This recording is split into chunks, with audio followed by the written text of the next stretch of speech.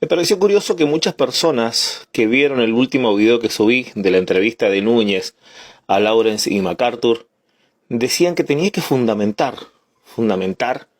lo que decía al principio, porque la filosofía de salvo siempre salvo es un error, y sobre todo ese tema de quitarse la vida. Había que fundamentar. Imagino que con la misma lógica me van a pedir que fundamente en el futuro el tema de la homosexualidad, porque los homosexuales no van a ser salvos, y en fin, un montón de cosas más.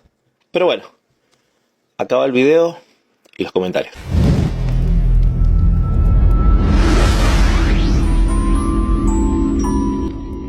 Veamos la primera frase que dice el señor Lawrence. Una persona que comete suicidio, si son un creyente en el Señor Jesucristo, se irá directamente al cielo. Todo pecado ha sido colocado bajo la sangre del Señor. Bueno, para empezar, Lawrence se equivoca garrafalmente. Él dice que todos los pecados tienen perdón, pero sin embargo no es así. La blasfemia contra el Espíritu Santo no tiene perdón, y el tema de la apostasía tampoco tiene perdón, mencionadas en Hebreos capítulo 10, en el verso 20 en adelante. O sea, claramente Lawrence no ha leído la Escritura.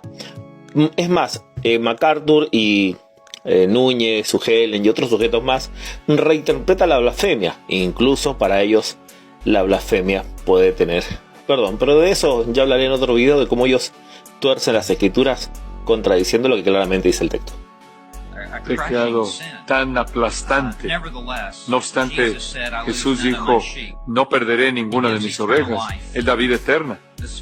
Las segundas afirmaciones están relacionadas con el texto de Juan, el capítulo 10, entre el verso 27 y el verso 29. Particularmente el verso 28 menciona dos frases: no se perderán ninguna de mis ovejas. Está claro que el que está en Cristo no puede ser arrebatado por un tercero, eso está claro, y tiene vida eterna por estar unido a Cristo. Pero ¿qué queda de la apostasía? La apostasía es el acto voluntario, no es que alguien te arrebata, sino que tú te vas de Cristo.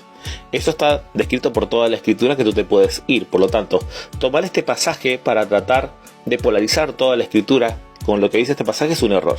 Claramente la apostasía no está abordada en este tema. O sea, la suma de su palabra es verdad, no solamente una porción de su palabra es verdad. Colocado bajo la sangre del Señor Jesucristo, pasado, presente y futuro.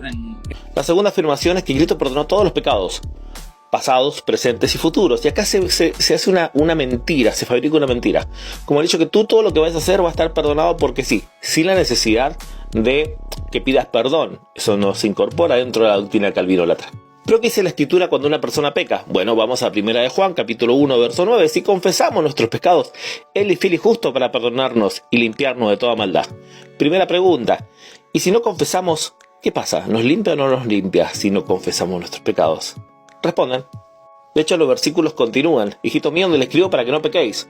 Mas si alguno hubiere pecado, abogado tenemos. Claro, para que el abogado funcione, uno tiene que recurrir ante el abogado. Tiene que pedir perdón.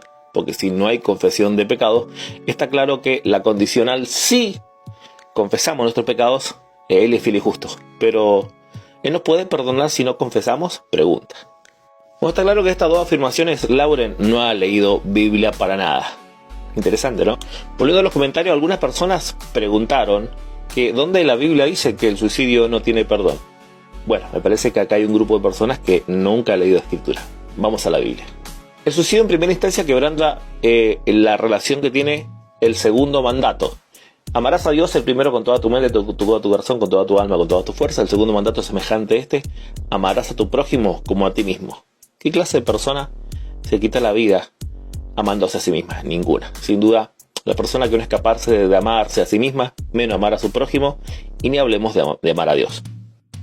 En segunda instancia, el pecado de matar es una agresión a la imagen y semejanza de Dios. Génesis capítulo 9, verso 6. La pena capital de muerte se establecía porque la persona que derramaba sangre de otra persona estaba derramando la sangre de la imagen de Dios. Todos nosotros somos imagen de Dios, por lo tanto, quitar la vida a una persona es agredir la imagen de Dios. Por este tema, no matarás. ¿Qué tipo de persona pues se puede considerar que es salva todavía, o que va a ser salva agrediendo la imagen de Dios y no amándose a sí misma? 1 Corintios capítulo 3, entre el verso 16 y el verso 17, claramente tenemos de que somos el templo de Dios. ¿Qué clase de persona ama a Dios o está en Dios que agrede al templo de Dios? El cual dice claramente que el que destruya el templo de Dios será destruido. La alusión al templo de Dios somos nosotros, los creyentes. Por último, la carta de Juan, en el capítulo 2, en los versículos subsiguientes, los que leímos al principio: el que no guarda sus mandamientos no ama a Dios, ni siquiera ha visto a Dios. Esto solo se puede dar en dos personas: en alguien que nunca ha sido cristiano, pero los que han sido cristianos y ya no están en Cristo. Claro que sí, la Biblia aborda el tema de personas que ya no están en Cristo. Así que ante estas afirmaciones creo que queda bastante claro que el tema del suicidio es complicado a la vida de alguien que supuestamente es creyente, o mejor dicho, ya ha dejado de ser creyente. Volviendo al texto de Juan, se arma una falacia circular en tres frases tomadas de Juan capítulo 10, verso 28. La primera frase dice, en primer lugar: el que está en Cristo tiene vida eterna, no perecerá jamás y nadie se las arrebata de mi mano. O sea, en este conjunto de ideas se hace un silogismo, olvidándose de lo que dice el resto de la escritura, y dicen, obviamente, salvo, siempre salvo. Y este es el gran error de los calvinistas, que no entienden que la salvación es el resultado de estar en Cristo. Si una persona se separa de Cristo, deja de ser salvo. Estar en Cristo está en la gracia. Si una persona se separa de Cristo, ya no está en la gracia. Una persona tiene vida eterna por estar en Cristo. Si se separa de Cristo, ya no tiene vida eterna, ya que Él es el dador de la vida eterna. El capítulo 15 de la carta de Juan dice: separado de mí, nada podéis hacer. Algo bastante claro que abordó Jesucristo. Pero los calvinistas piensan que la salvación es una especie de mueble que se te ha entregado, una especie de bien en común que está sobre ti y nadie te lo va a quitar, como si fuese algo distinto a estar unido a Cristo. Acá va una pregunta para ustedes. ¿Acaso una persona que se quita la vida podemos pensar que estaba unida a Cristo? ¿Cómo podría estar alguien que mora al Espíritu Santo quitarse la vida? ¿Cómo podría estar alguien que está con la fuente de vida podría llegar a quitarse la vida? Claramente estamos en presencia de una persona que se ha apartado de Dios, se ha caído de la gracia, ya no tiene nada que ver con Dios y puede cometer este atroz acto. Lo que vamos a responder es si la Biblia menciona que una persona se pueda desligar de Cristo, caerse de la gracia, aparte de Juan 15. Claramente sí, el apóstol Pablo menciona que hay personas que se desligaron de Cristo, que cayeron de la gracia por seguir ideas totalmente contradictorias a la fe cristiana. Es un tema desarrollado en el texto bíblico, nada del otro mundo. El Espíritu nos ha sellado en Cristo hasta el día de la redención.